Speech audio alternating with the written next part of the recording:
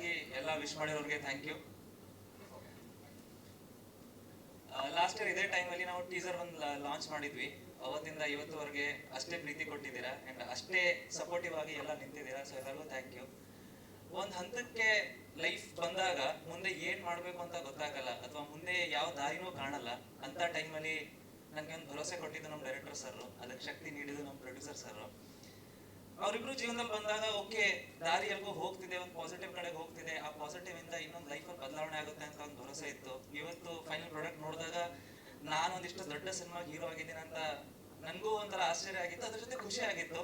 And ಒಂದಂತೂ ಸತ್ಯ, ಪ್ರತಿಯೊಬ್ರು ಅವ್ರ ಡ್ರೀಮ್ ಕನ್ಸ್ ಏನ್ ನೋಡ್ತಾರೆ ಆ ಕನ್ಸು ಪ್ರತಿ ಅಷ್ಟೇ ಪ್ರಾಮಾಣಿಕವಾಗಿದ್ರೆ ಖಂಡಿತ ಅದನ್ನ ರೀಚ್ ಆಗೇ ಆಗ್ತೀರಾ. ಅದಕ್ಕೆ ರಾನಿನೇ ಸಾಕ್ಷಿ. ಅಂಡ್ ನನ್ನ ಪಾತ್ರದ ಬಗ್ಗೆ ಹೇಳ್ಬೇಕು ಅಂದ್ರೆ ಆ ಪಾತ್ರ ಅವನ್ ಕನ್ಸ್ಗೋಸ್ಕರ ಹೋರಾಡ್ತಿರೋ ಪಾತ್ರ. ಅಂಡ್ ನಿಮ್ಗೆ ತುಂಬಾ ರಿಲೇಟ್ ಆಗುತ್ತೆ ರಿಯಲ್ ಲೈಫ್ಗೂ. ಸೊ ಪ್ರತಿಯೊಬ್ಬರಿಗೂ ಇಷ್ಟರ ಸಪೋರ್ಟ್ ಮಾಡಿರೋರಿಗೆ thank you so much. And specially ಎಲ್ಲ ಫ್ಯಾನ್ ಪೇಜಸ್ಗೂ 100 days ಇಂದ ಏನ್ CDP ಮಾಡಿದ್ದೀರಾ ಅದಕ್ಕೆ ಥ್ಯಾಂಕ್ ಯು. ಅಂಡ್ ಅಷ್ಟೇ ಪ್ರೀತಿಯಿಂದ ಅಷ್ಟೇ ಒಂದು ಎನರ್ಜಿಯಿಂದ ವಿಶ್ ಮಾಡ್ತೀರಾ. ಐ ಡೌಟ್ ನಿಮ್ ಬರ್ತ್ಡೇನೂ ಚೆನ್ನಾಗಿ ಮಾಡ್ತಿರೋ ಇಲ್ವೋ ಅಂತ, ಬಟ್ ನನ್ನ ಬರ್ತ್ಡೇನ ಅಷ್ಟು ಚೆನ್ನಾಗಿ ಸೆಲೆಬ್ರೇಟ್ ಮಾಡಿದ್ದೀರಾ. So thank you so much.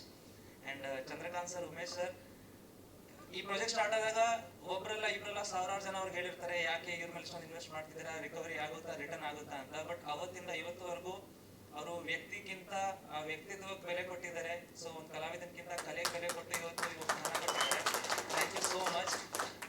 ನಮ್ಮ ಡೈರೆಕ್ಟರ್ಸ್ ಅವ್ರ ಬಗ್ಗೆ ಹೇಳ್ಬೇಕು ಅಂತಂದ್ರೆ ಅವರು ಒಂಥರ ಕೂಲ್, ಈಗ ಎಲ್ಲ ಹೇಳಿದ್ರು ಸ್ಟ್ರಿಕ್ಟ್ ಅಂತ, ಬಟ್ ನನಗೆ ಪ್ಯೂರ್ ಪರ್ಸನಲ್ ಕ್ಯಾರೆಕ್ಟರ್ ಗೊತ್ತಿರೋ ಹಾಗೆ ತುಂಬಾ ಕೂಲ್ ಮನುಷ್ಯ.